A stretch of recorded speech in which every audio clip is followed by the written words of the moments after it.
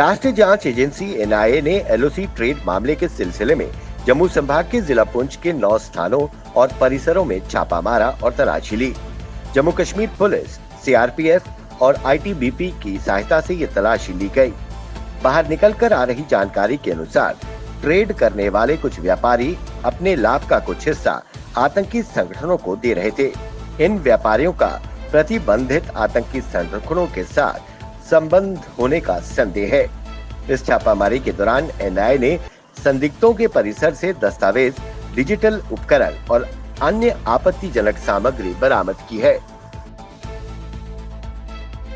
Corona काल में contract पर लगे 1600 नर्सिंग स्टाफ की सेवाएं समाप्त किए जाने के बाद लगातार 5 दिनों से धरने पर बैठे नर्सिंग स्टाफ से मिलने खुद यूटी जम्मू कश्मीर के उपराज्यपाल मनोज सिन्हा अस्पताल पहुंचे।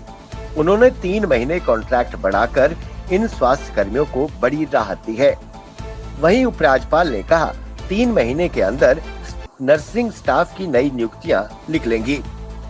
इन में कॉन्ट्रैक्ट पर काम करने वालों को भर्ती में प्राथमिकता दी जाएगी। वहीं स्वास्थ्य कर्मियों ने कहा कि जब तक कोई लिखित ऑर्डर नहीं आता तब तक धरना जारी रहेगा। जम्मू में बजरंग दल के कार्यकर्ताओं ने यूटी सरकार के खिलाफ कश्मीर के अनंतनाग में हिंदू मंदिर में तोड़फोड़ व आगजनी को लेकर प्रदर्शन किया। उन्होंने कहा कि हिंदुओं की आस्था पर प्रहार करना बंद किया जाए, नहीं तो इसके परिणाम गंभीर होंगे।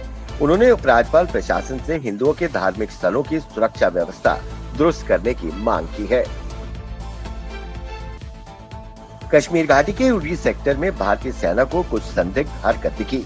इस दौरान इलाके की तलाशी लेने पर उन्हें 2 संदिग्ध बैग बरामद हुए। बैग में भारी मात्रा में प्रतिबंधित ड्रग्स, हीरोइन बरामद की गई, जिन्हें पाकिस्तान मार्किंग वाले पैकेट्स में पैक किया गया था। ये तकरीबन 25 से 30 किलो मादक पदार्थ है, जिसकी अंतर्राष्ट्रीय कीमत 20 से 25 करोड़ बताई जा रही है।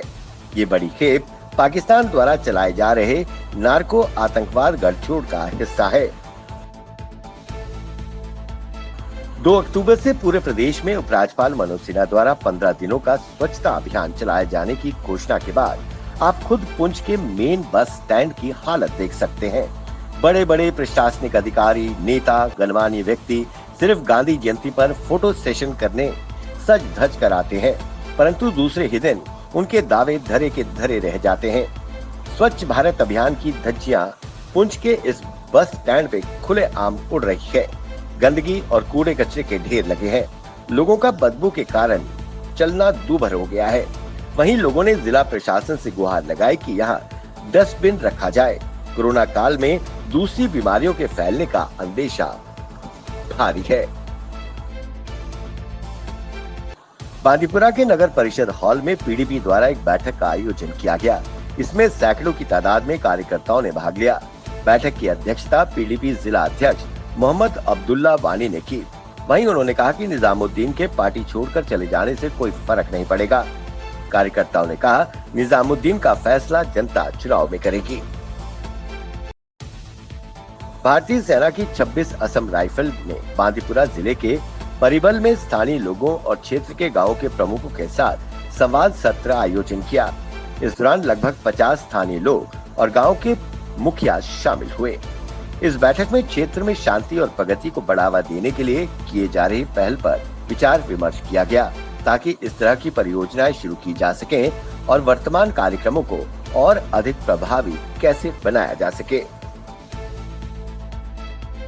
विश्व हिंदू परिषद द्वारा कस्बा अखनूर के रामा पैलेस में हित चिंतक अभियान के तहत एक कार्यक्रम का आयोजन किया गया।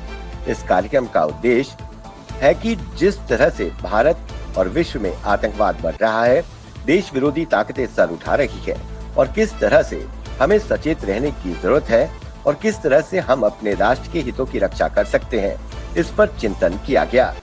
वहीं विश्व हिंदू परिषद के सचिव मुकेश विनायक खाडेकर ने कहा कि गौ हत्या व धर्म परिवर्तन पर सख्त कानून बनाया जाना चाहिए।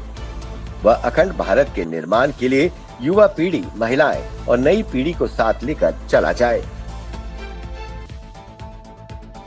नारकोटिक कंट्रोल ब्यूरो ने क्रूज जहाज पर छापेमारी कर बॉलीवुड के ड्रग कनेक्शन का बड़ा भंडाफोड़ किया है।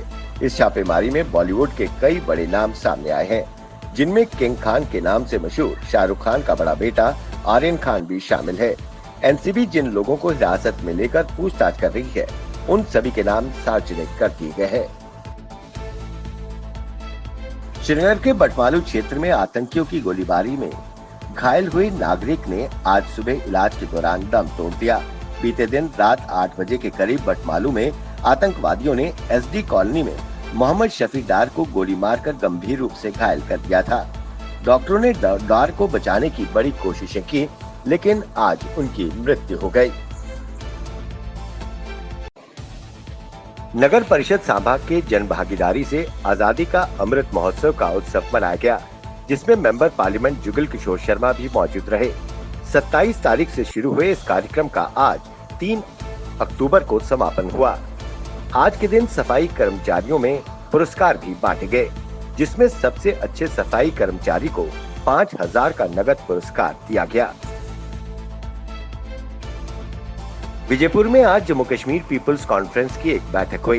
बैठक में मुख्य अतिथि के रूप में पार्टी वरिष्ठ नेता सेवानिवृत्त एसएसपी सरदार सेवा सिंह और सरदार बलविंदर सिंह मौजूद रहे। ये बैठक पीपुल्स कॉन्फ्रेंस कोर ग्रुप के नेता राकेश कुमार की देखरेख में हुई। इस दौरान 3 दर्जन से ज्यादा लोगों ने पीपुल्स कॉन्फ्रेंस का दामन थामा। पार्टी नेताओं ने शामिल हुए लोगों का हार पहनाकर पार्टी में स्वागत किया।